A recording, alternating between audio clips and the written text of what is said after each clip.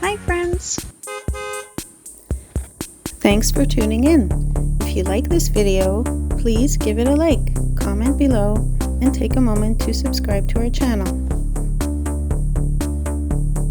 You might notice a smoky haze in the sky in this video. Smoke from wildfires burning in northern Canada has drifted into the area. It's something many parts of Canada experience during the summer months. Welcome to White River, Ontario, a small town with a big place in Canadian history. This town began as a railway stop in the 1880s when the Canadian Pacific Railway was pushing through the wilderness. White River got its name from the nearby river, which was often covered in a layer of white mist rising from the cold water. But what really put White River on the map was a little bear cub bought here in 1914 by a soldier named Harry Colborne. That bear would go on to inspire the beloved story of Winnie the Pooh. The town celebrates this connection with a statue and an annual Winnie the Pooh festival every August.